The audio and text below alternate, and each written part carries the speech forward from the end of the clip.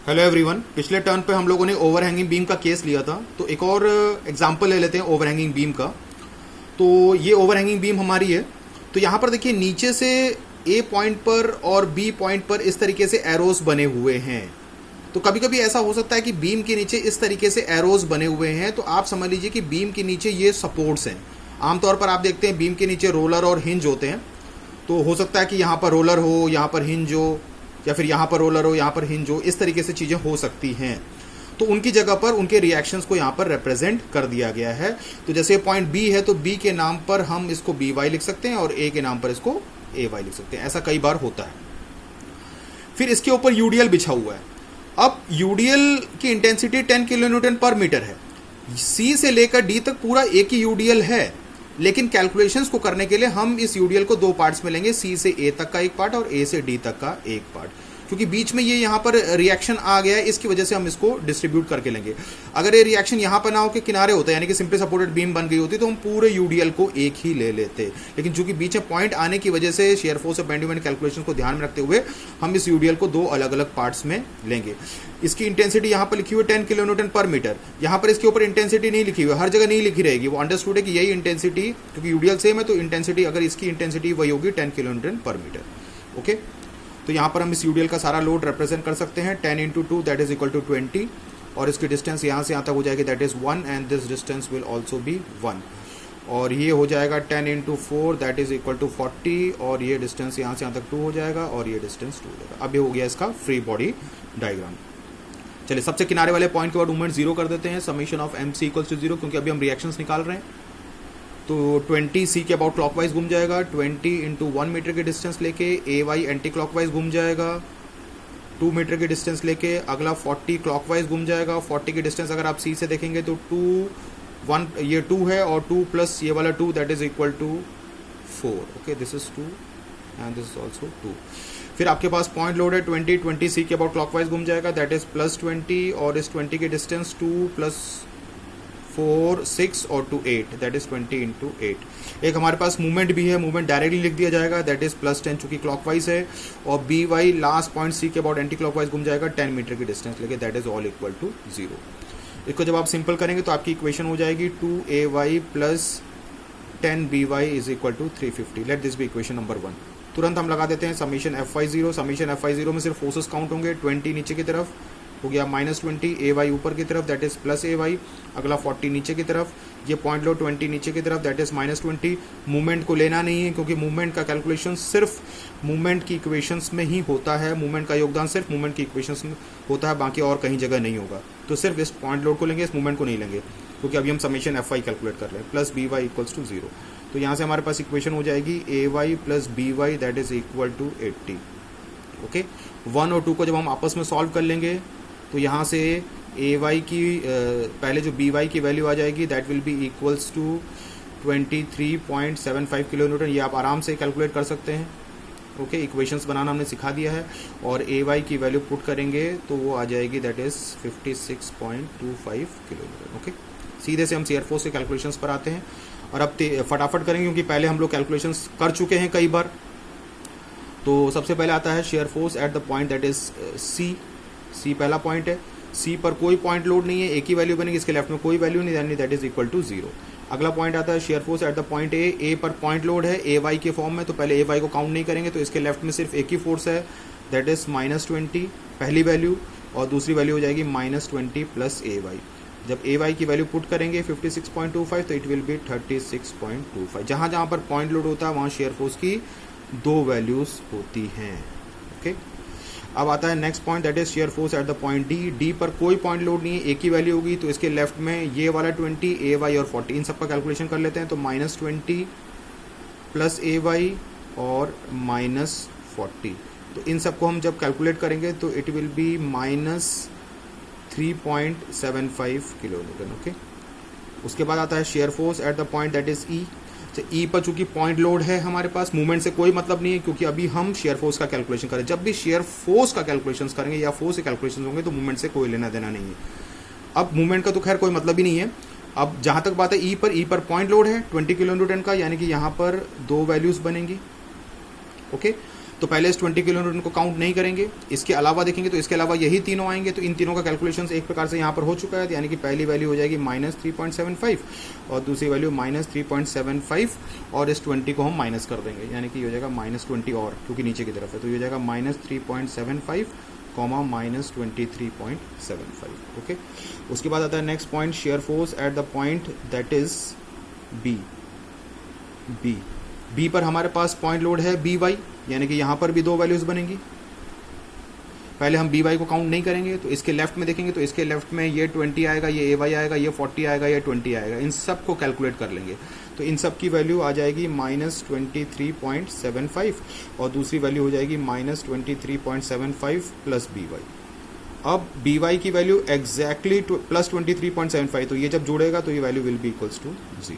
Okay, अब आता है बेंडिंग मोमेंट। तो bending moment at the point C, movement C के अबाउट ही लेंगे, लेफ्ट साइड, इसके लेफ्ट में कोई फोर्स नहीं है, कोई कपल मूवमेंट नहीं है, दो वैल्यूज का कोई मतलब ही नहीं है, तो C के अबाउट मूवमेंट लेंगे, इसके लेफ्ट में कोई भी फोर्स नहीं है, कोई मूवमेंट नहीं बना पाएगा, that is 0, value will B 0। Bending moment at the point that is A पर अब हम बेंडिंग मोमेंट A निकालें तो मूवमेंट A के अबाउट लेंगे, सिर्फ इसके लेफ्ट को देखना है, राइट को तो देखना ही नहीं है, और जहाँ तक बात है AY की, वो A से ही गुजर रहा है, तो इसके लेफ्ट में सिर्फ 20 है, वो A से डिस्टेंस मेजर करेंगे तो 1, यानी कि एंटी क्लॉकवाइज, यानी कि -20 × 1 दैट इज -20। जिस पॉइंट पर बेंडिंग मोमेंट निकालना है, मूवमेंट उसी के अबाउट लेना है लेफ्ट साइड फोर्सेस का। नेक्स्ट पॉइंट हमारा D है। जब हम D पर बेंडिंग मोमेंट निकालेंगे तो मूवमेंट D के अबाउट निकालेंगे, यहाँ पर कोई कपल मूवमेंट भी नहीं है, तो एक ही वैल्यू बनेगी, तो इसके लेफ्ट में 20, AY और 40, इन सबको D के अबाउट घुमा देते हैं, तो पहला 20 जो है वो एंटी क्लॉकवाइज घूम जाएगा और इसकी distance 1 + 4 that is equal to 5, तो -20 × 5। फिर AY जो है वो D के अबाउट क्लॉकवाइज घूम जाएगा 4 मीटर की डिस्टेंस लेके, दैट इज प्लस AY और डिस्टेंस हो जाएगी दैट इज 4। फिर ये वाला 40 D के अबाउट एंटी क्लॉकवाइज घूम जाएगा, दैट इज -40 × 2। इन सब की वैल्यूज पुट करेंगे तो आपका आ जाएगा वैल्यू 45। ओके, नेक्स्ट पॉइंट है bending movement at the point E पर आपको ध्यान रखना है कि यहाँ पर कपल मूवमेंट है, मूवमेंट को जरूर ध्यान रखें, जब भी बेंडिंग मूवमेंट कैलकुलेशंस होते हैं तो आपको देखना है किसी पॉइंट पर मूवमेंट है या नहीं है। अब यहाँ पर मूवमेंट है तो हमें यहाँ पर दो वैल्यूज होंगी, पहले इस 10 किलोमीटर को काउंट नहीं करेंगे, सोचेंगे यहाँ पर ये है ही नहीं, और मूवमेंट E के अबाउट लेंगे। जहाँ तक बात है 20 किलोमीटर पॉइंट लोड की, वो तो यहीं से गुजर रहा है, कोई मूवमेंट नहीं बनाएगा, तो पहली वैल्यू निकालने के लिए हम इस 10 किलोमीटर काउंट नहीं करेंगे। तो इसके लेफ्ट में जितने फोर्सेस है उनका मूवमेंट हम E के अबाउट लेंगे, तो लेफ्ट में ये 20 है, तो ये हो जाएगा -20। अब इसकी जब हम डिस्टेंस यहाँ से मेजर करेंगे तो 1 + 4 5 + 2 7, यानी कि -20 × 7। AY E के अबाउट क्लॉकवाइज घूम जाएगा 4 + 2 6 मीटर की डिस्टेंस लेके, यानी कि +AY × 6। ये वाला 40 E के अबाउट एंटी क्लॉकवाइज घूम जाएगा 2 + 2 4 मीटर की डिस्टेंस लेके, दैट इज -40 × 4। बस इतना ही आएगा कैलकुलेशंस। इन सबको जब हम कैलकुलेट करेंगे तो पहली वैल्यू हमारी हो जाएगी दैट इज -20 × 7 हो गया -140। AY की वैल्यू हमारे पास थी 56.25 × 6 and that is equal to -160, तो ये वैल्यू हो जाएगी -300, और 56.25 को जब हम 6 से मल्टीप्लाई करेंगे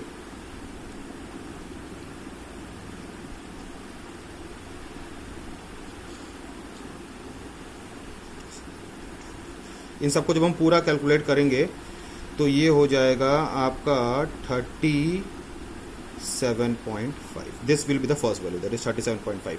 अब हमारे पास यहाँ कपल मूवमेंट है तो हम इसको ऐड कर देंगे सेकंड वैल्यू में, तो यानी कि सेकंड वैल्यू में जब हम इसमें 10 ऐड कर देंगे तो 37.5 + 10 and that will first value will be 37.5 and the second value will be 47.5। Okay, last point आ रहा है हमारा, लास्ट पॉइंट हमारा B। अब हम B पर, वैसे तो हम राइट से देखेंगे तो कोई फोर्स नहीं है, तो डायरेक्ट हम 0 लिख सकते हैं, लेकिन कैलकुलेशंस के लिए एक बार लेफ्ट से जरूर चेक कर लेना चाहिए, तो ताकि हमें पता चले रिएक्शन सही है कि नहीं है। तो B के अबाउट मूवमेंट लेंगे, तो B के लेफ्ट में तो सारी चीज़ें हैं, पहला ये 20 है और एक ही वैल्यू होगी क्योंकि यहाँ पर कोई कपल मूवमेंट नहीं है। ये वाला 20 B के अबाउट एंटी क्लॉकवाइज घूम जाएगा 1 + 4 5 + 2 7 और 2 9, यानी कि हो जाएगा -20 × 9।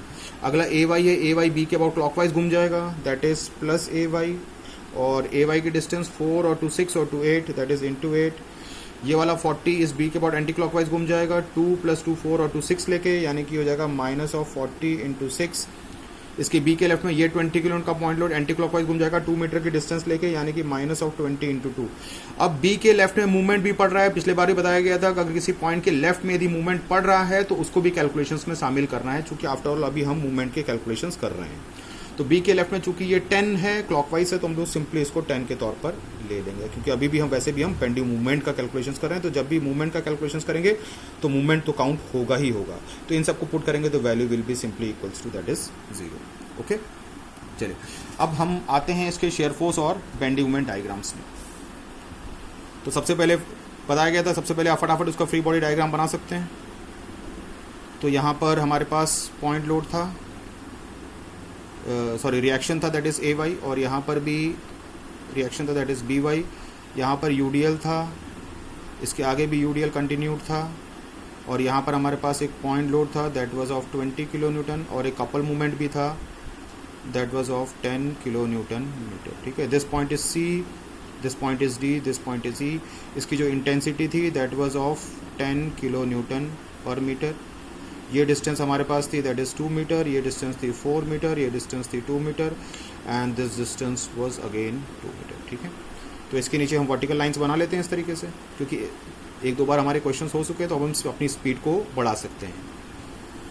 इसके नीचे वर्टिकल लाइंस हमने ड्रॉ कर दी, डी के नीचे इस तरीके से वर्टिकल लाइंस ड्रॉ कर दी, ई के नीचे वर्टिकल लाइंस ड्रॉ कर दी, और बी के नीचे। ओके, अब बीम की एक्सिस बना दी इस तरीके से। तो पहले हम लोग बनाएंगे अपना शेयर फोर्स का डायग्राम।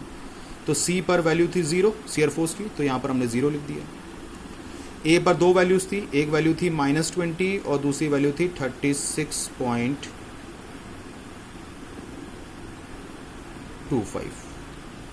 ओके, 36.25, यानी कि पहली वैल्यू -20। अब -20 आपको पता है नीचे कहीं आ जाएगा, ये हो जाएगा आपका -20, और दूसरी वैल्यू ऊपर हम ले जाते हैं और इसकी वैल्यू हो जाएगी दैट इज 36.25। ओके, अब यहाँ पर वैल्यू थी सी पर जो वैल्यू थी दैट वाज 0, और ए पर जो सेकंड पॉइंट पर जो वैल्यू स्टार्ट हो रही थी -20, यानी कि 0 को फर्स्ट वैल्यू से ज्वाइन करना है। अब इन दोनों के बीच में यूडीएल है, तो इसको हम लीनियरली इस तरीके से जोड़ देंगे दैट इज x⁴ 1। अब -20 के बाद झटके से वैल्यू, क्योंकि एक ही जगह पर दो वैल्यूज है, तो झटके से वैल्यू ये ऊपर गई 36.25 पर। ओके, जब हमने डी पर निकाला था शेयर फोर्स, तो डी पर वैल्यू थी -3.75, तो -3.75 आपका यहाँ कहीं आ जाएगा, माइनस में है दैट इज -3.75। ओके, अब इसको और इसको ज्वाइन करना है, तो इनके बीच में फिर यूडीएल है, तो फिर ये लीनियरली इस तरीके से जुड़ जाएगा दैट इज x⁴ 1। जब हमने ई पर शेयर फोर्स की वैल्यूज निकाली, तो ई पर दो वैल्यू थी, एक वैल्यू थी -3.75, दूसरी वैल्यू थी -23.75। तो -3.75 अगर हम बनाएंगे तो इसी लेवल पर होगा, क्योंकि पहली वैल्यू -3.75 है, तो -3.75, और दूसरी वैल्यू -23.75, तो -23.75 यहाँ कहीं नीचे चला जाएगा दैट इज -23.75। ओके, अब यहाँ पर जो वैल्यू खत्म हो रही थी -3.75 और यहाँ पर, तो इसको जोड़ना है, इसको इससे मत जोड़िए। कई बार स्टूडेंट्स गलती कर देते हैं, ऐसे जोड़ देते हैं, नहीं, यहाँ पर वैल्यू खत्म हुई थी -3.75 और यहाँ पर वैल्यू स्टार्ट हो रही, फर्स्ट वैल्यू जो होगी उसी से ज्वाइन होगा। तो इन दोनों के बीच में डी और ई के बीच में कोई लोड नहीं है, तो ग्राफ बिल्कुल कांस्टेंट जाएगा दैट इज x⁴ 0, झटके से ही हो गया। फिर उसके बाद बी पर जब हम निकालेंगे, तो बी पर हमारे पास दो वैल्यूज थी दैट वाज -23.75, 0, तो -23.75 इसी लेवल पर आ जाएगा -23.75, और झटके से वो 0 पहुंच जाएगा। फिर इन दोनों के बीच में कोई लोड नहीं है, तो ग्राफ कांस्टेंट जाना अनिवार्य है दैट इज x⁴ 0। तो ये हो गया आपका शेयर फोर्स का डायग्राम। इस तरीके से इसका शेयर फोर्स डायग्राम चला गया। हम बहुत आसानी से समझ सकते हैं। इन दोनों यहाँ पर इन दोनों के बीच में यूडीएल था। आफ्टर ऑल यूडीएल को हमें पता है ऐसे भी रिप्रेजेंट करते हैं इस तरीके से, एरोस नीचे की तरफ। तो इसका मतलब है एरो नीचे का मतलब ग्राफ को नीचे ही ले जाएंगे, तो यानी कि ग्राफ लीनियरली जा रहा है नीचे यूडीएल की वजह से। फिर यहाँ पर अचानक पॉइंट लोड ऊपर की तरफ है, तो ग्राफ को अचानक झटके से ऊपर ले जाएगा। दो वैल्यूज है तो झटका लगेगा, तो ग्राफ अचानक ऊपर गया, यहाँ तक पहुँच गया। उसके बाद फिर ये यूडीएल है, तो यूडीएल के एरोस नीचे की तरफ है, तो ग्राफ को लीनियरली नीचे ले जाएगा। फिर इन दोनों के बीच में कोई लोड नहीं है, तो ग्राफ कांस्टेंट गया। इसने ये एरो नीचे की तरफ है, तो झटके से ग्राफ को नीचे ले गया। कोई लोड नहीं है, कांस्टेंट गया, फिर झटके से ऊपर ले गया। This is the shear force diagram. क्योंकि आप पहले समझ चुके हैं, तो इसलिए अब ज़्यादा कठिनाई आपको नहीं होनी चाहिए।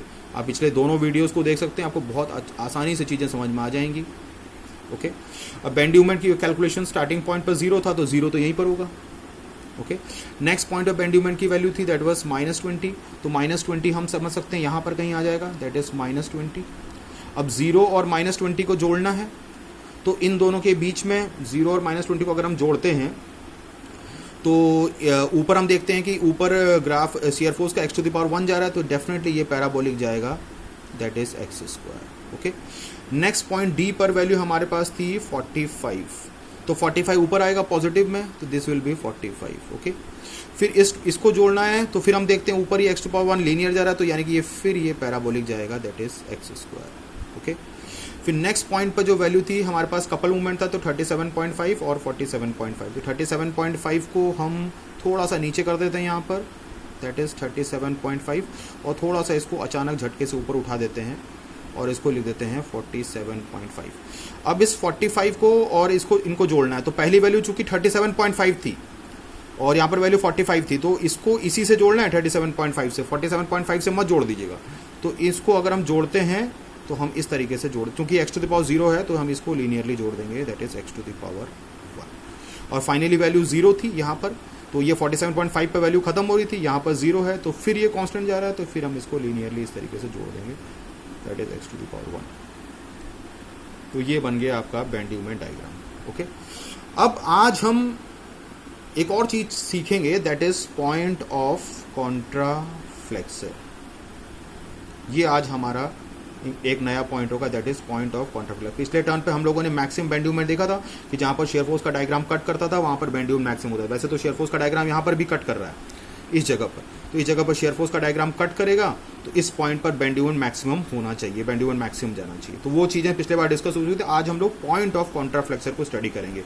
यहाँ पर बेंडी मोमेंट के डायग्राम को अचानक झटका क्यों लग रहा है, क्योंकि यहाँ पर कपल मूवमेंट है, जहां पर मूवमेंट होगा वहां दो वैल्यू झटके से लगेंगी, और चूंकि ये पॉजिटिव है मतलब क्लॉकवाइज को हम लोग लेफ्ट से लेते हैं, पॉजिटिव लेते हैं, तो अगर पॉजिटिव है यानी कि वैल्यू को प्लस करेगा, यानी कि ऊपर ले जाएगा, इसलिए वैल्यू झटके से ऊपर जा रही है।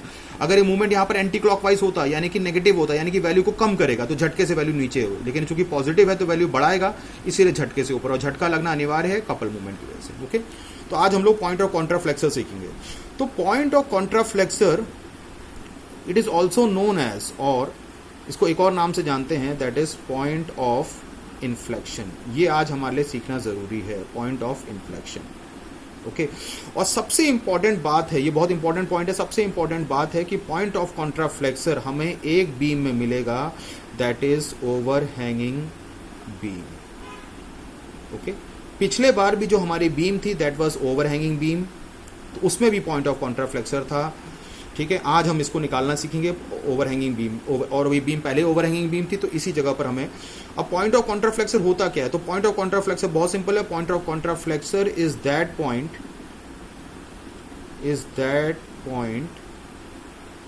Where bending moment change its sign, जहां पर बेंडिंग मोमेंट अपना साइन चेंज करेगा, यानी कि पॉजिटिव टू नेगेटिव और नेगेटिव टू पॉजिटिव। या फिर हम ऐसा भी कह सकते हैं कि यहां पर बेंडी मोमेंट की वैल्यू जो है वो 0 होगी, यानी कि एक्सिस को कट करेगा। अब देखिए यहां पर इस जगह पर ये पॉइंट हमें मिल रहा है, ये क्योंकि बेंडी मोमेंट डायग्राम है, तो ये पॉइंट हमें मिल रहा है जहां पर बेंडी मोमेंट का डायग्राम कट कर रहा है, या यहां से तक नेगेटिव था, पॉजिटिव साइन चेंज कर रहा है, यानी बेंडी मोमेंट की वैल्यू 0, यानी कि this is the point of contraflexure. Okay, point of contraflexure है, तो ये पॉइंट है। अब इस पॉइंट को सिर्फ निकालना है कि इसकी लोकेशन क्या है, बस यही पता कर देनी है। तो अगर हम इसको ऊपर देखते हैं तो ये ए और डी के बीच में है, तो यानी कि इसको हम ऊपर इस तरीके से ले जा सकते हैं, और सिर्फ बेंडी मोमेंट डायग्राम को देखना है, यहाँ पर शेयर फोर्स डायग्राम को नहीं देखना है। शेयर फोर्स का डायग्राम तो तब आता है जब मैक्सिमम बेंडी मोमेंट कैलकुलेशन करते हैं। यहाँ पर हम लोग स्पेशल पॉइंट पढ़ रहे हैं, पॉइंट ऑफ कॉन्ट्राफ्लेक्सर, वहां जहां पर बेंडी मोमेंट साइन चेंज करता है, वैल्यू 0 होती है, तो इस पॉइंट को हम लोग पी ले लेते हैं। ओके, अब P की लोकेशन कहाँ पर है ये हमें पता नहीं है, तो P की डिस्टेंस को यहाँ से यहाँ तक हम x मान लेते हैं, और P को अलग करते हैं जैसे पिछले टर्न पर हम लोगों ने किया था। तो अगर हम P तक के हिस्से को बनाएंगे तो यहाँ पर इसके लेफ्ट में हमें राइट वाले को हम काट के अलग कर देंगे, उसको देखेंगे नहीं, लेफ्ट वाले को अलग से बना रहे हैं। और यहाँ पर हमारे पास UDL है, और इस UDL की वैल्यू थी, अब ये 10 किलोमीटर 2 मीटर में फैला हुआ है, तो इसको तो हम डायरेक्टली 20 लिख सकते हैं, और डिस्टेंस में डिस्ट्रीब्यूट कर सकते हैं, दैट इज 1, और दिस डिस्टेंस इज 1। A से P तक का जो UDL था वो सिर्फ X हिस्से तक का था, इतना ही देखना है आपको X तक का। तो और इसकी इंटेंसिटी भी वही होगी, that is 10 kilo newton per metre, लेकिन ये जो डिस्टेंस पे फैला हुआ है that distance is x। Okay, तो यानी कि इसका सारा लोड अब हम रिप्रेजेंट करेंगे 10 इंटू एक्स, क्योंकि हमें सिर्फ P तक लेना है, और ये डिस्टेंस हो जाएगी x/2 और ये डिस्टेंस हो जाएगी x/2। ओके, P के राइट को देखना ही नहीं है। अब इस पॉइंट पर हमें क्या करना है, बेंडिंग मोमेंट को जीरो करना है, तो हम सीधे सीधे bending moment at the point P हम कैलकुलेट कर सकते हैं। तो बेंडिंग मोमेंट कैलकुलेशन बहुत सिंपल है, इसके लेफ्ट में 20 है, 20 P के अबाउट एंटी क्लॉकवाइज घूम जाएगा, दैट इज -20, और इसकी डिस्टेंस अगर हम लेंगे तो ये हो जाएगा 1 + x, दैट इज 1 + x, क्योंकि ये डिस्टेंस यहाँ से यहाँ तक ये 1 है और 1 + x। ओके, फिर ay आपका क्लॉकवाइज घूम जाएगा, दैट इज +ay, और इस ay की जो डिस्टेंस हो जाएगी that is x into x हो जाएगा, और फिर ये जो UDL है 10 इंटू एक्स, ये P के अबाउट एंटी क्लॉकवाइज घूम जाएगा, तो -10 इंटू एक्स इंटू x/2। और इसी P पॉइंट पर हमारा बेंडिंग मोमेंट का diagram, this is the point P, यहाँ पर बेंडिंग मोमेंट वैल्यू 0 हो रही है, कट कर रहा है, तो यानी कि इस इक्वेशन को हम लिख सकते हैं that is equal to 0।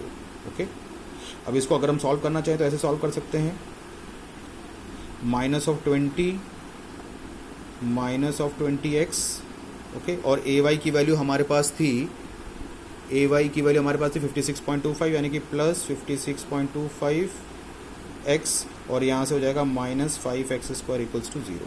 Okay, इस इक्वेशन को हम सॉल्व कर सकते हैं, तो इसको हम लिख सकते हैं -5x², और ये -20x है प्लस ये, तो यानी कि ये हो जाएगा प्लस 36.25x, इसको हम कैलकुलेट, और ये हो जाएगा -20 इक्वल्स टू 0। ओके, तो इक्वेशन को हम सिंपल कर लेते हैं, तो 5x² - 36.25x plus 20 equals to 0।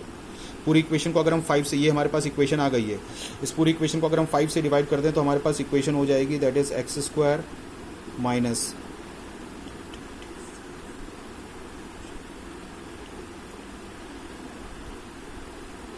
+4 that is equal to 0। Okay, तो x² minus 7.25 plus 4 is equal to 0। तो यहाँ से आप x की वैल्यूज को डिटरमाइन कर सकते हैं। तो जो x की वैल्यू होगी वो हमें पोजीशन यहाँ पर मिल जाएगी कि पॉइंट ऑफ कॉन्ट्राफ्लेक्सर क्या है। तो आपको बस ये कहना है कि the point of contraflexure is the point P and P is at a distance of x, P is at a distance of x from A से P, और x की वैल्यू आप यहाँ से डिटरमाइन कर सकते हैं।